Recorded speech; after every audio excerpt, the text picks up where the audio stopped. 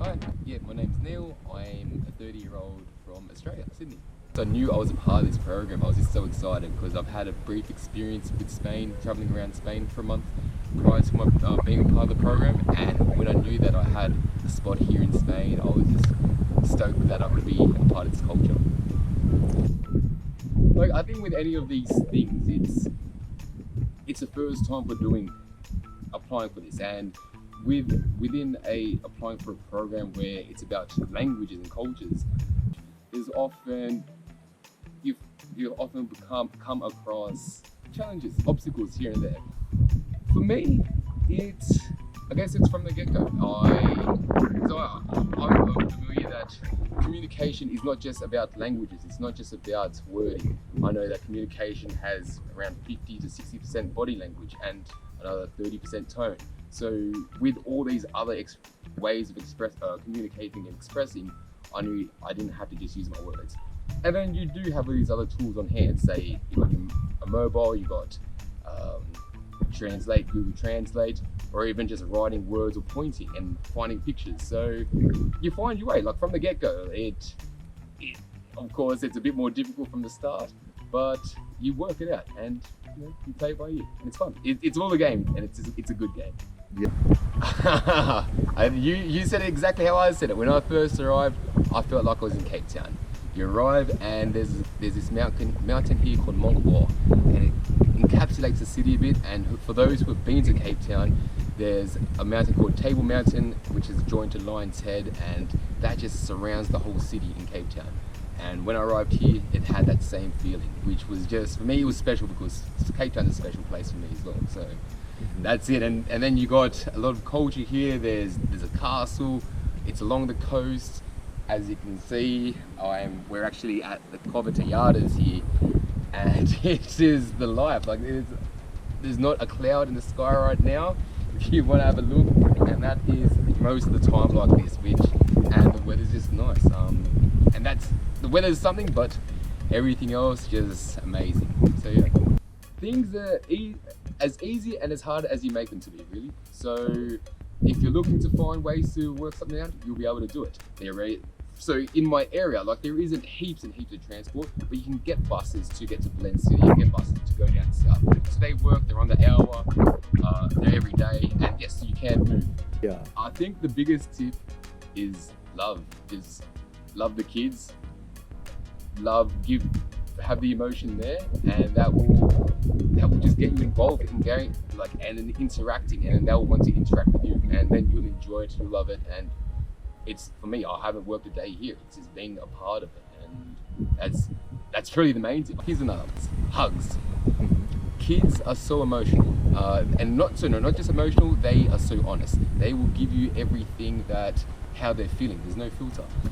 And so you're the only person in the school in this role. And when they gave me hugs, I just thought they're giving me their genuine hugs, and I always just make sure to reciprocate that hug back and give proper hugs back, because you don't know the kids' background. Sometimes they don't have the most loving network and connections and family, and so they need love too. And so I found that being able to just reciprocate that, there's just a lot of emotion flowing. And yeah. But my school was very flexible. They allowed me to try to make the hours and the days work well for me, and if we needed certain adjustments for certain days, so be it. I have heard from other people, it depends on the teacher that you work with, it depends on the head teacher as well as the director or principal involved, and that just determines things. So it is based by it goes from school to school, but definitely for me, yeah, it was flexible and just work. Communicating is good. You have to come with savings. You have to. They tell you come with at least 2 months. Come with at least 3 to 4 months. With the Spanish, the culture and the people are great. The only thing you need to come in with is just to realize that sometimes they're not so organized, and sometimes what is it? Like bureaucracy, the red tape. Just like the paperwork and administration and everything, can be a little bit annoying and takes time to do. So with that, the pay, they say you might not get paid within the first 2 months. This is my second time doing the course program. It might be 2 to 3 months. So that can happen. And so yeah, I would recommend coming with a few thousand before.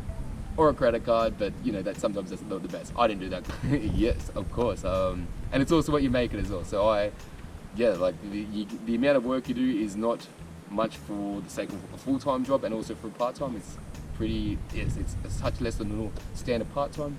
And yes, it's able to do your hours, and then the rest of your time is whatever you want to make it of. So amazing work-life balance. So for me, I got 1,000 euros per month, and I did not work any more outside of that, and I was able to live comfortably from that. Not stressed, but also I was not splurging money. I had to be fairly particular, and it depends on what you're here for. The reasons why I'm here, it's different to other people. So other auxiliaries that I've been in contact with have done work aside and to get a bit of extra cash, and then on weekends or longer weekends or during holiday breaks, they would go to other countries, which is something which is possible as well. So for me, I've done a bit of traveling in this time previous to this, so my idea wasn't to be traveling too much. But you can definitely make the most of the money that you get here, and make it yours, really. Make your own experience. Yeah. Like, kids are something, like kids are very special, and yeah, like it takes something, like it takes a skill to do it. So like I guess it may be tough and how you are with kids, but because kids are there, like, and you get a whole range. They can be angry, they can be sad, they can be, of course, happy and joyful. And then you do have kids with certain disabilities or difficulties or like emotional disturbances, family issues. So there's a whole range, and coming from different socio-economic backgrounds as well, and cultures and mixes. So it's everything. It really is everything.